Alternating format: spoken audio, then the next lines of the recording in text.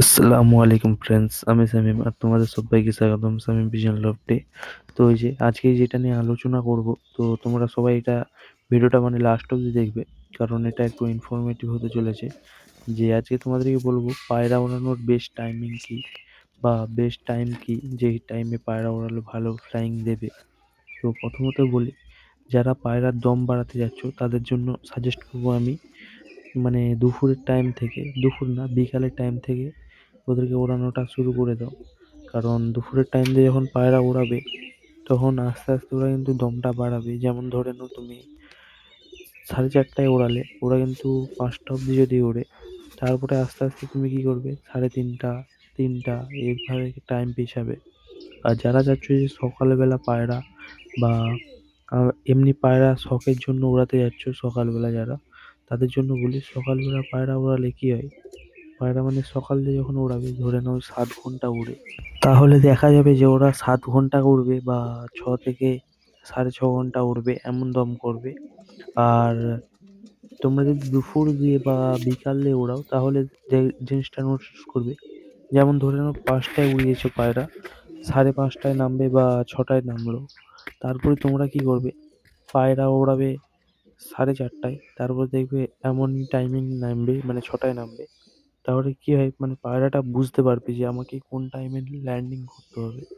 তো আস্তে আস্তে ওরা তখন কি করবে, ভালো একটা ফ্লাইং দেওয়া শুরু করবে, যেটা থেকে তোমরা পায়রাকে ট্রেনিংও দিতে পারছো এদিক দিয়ে, এবং পায়রার ফ্লাইংও বাড়ছে। আর হ্যাঁ, এই জিনিসগুলো করার আগে আমি তোমাদেরকে যে কয়েকটা জিনিস বলছি, সেগুলো একটু মাথায় রাখতে হবে তোমাদেরকে।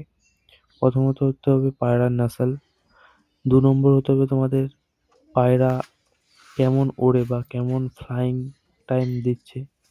3 নম্বর হচ্ছে পায়রাকে ট্রেনিং। এবং 4 নম্বর পায়রার দানা পানি, মানে খাবার দাবার কি কি দেবে।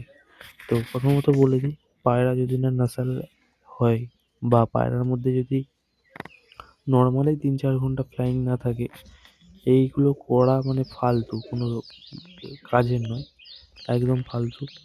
তো তাহলে কি করতে হবে তোমাদেরকে, প্রথমে একটা নাসলি পায়রা বা দুটো নাসলি পায়রা জোগাড় করতে হবে, যেগুলো ওড়ে, ওগুলোকে নিয়ে নাও।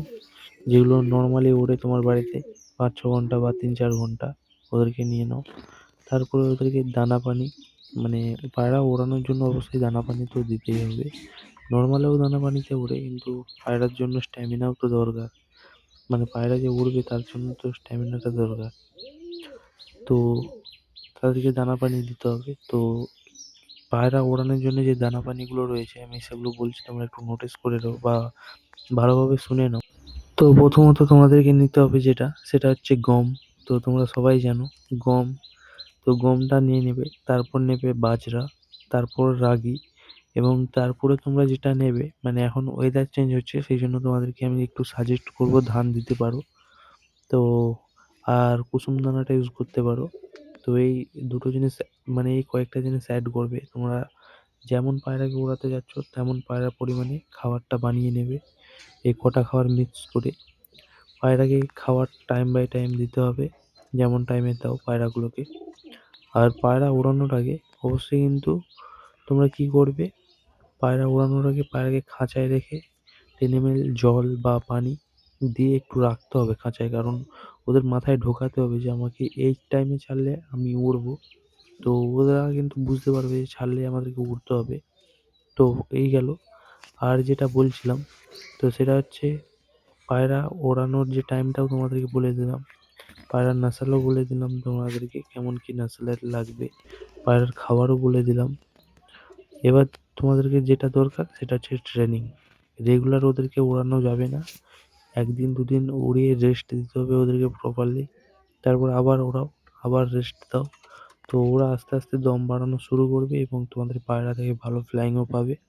আশা করি এই ভিডিওটা দেখে তোমরা কিছুটা হলেও বুঝতে পেরেছো বা শিখতে পেরেছো যে পায়রা ওড়াতে গেলে কী পরিমাণে খাটতে হয় বা মেহনত করতে হয়, তারপরে এসে পায়রা ওড়ানো যায়।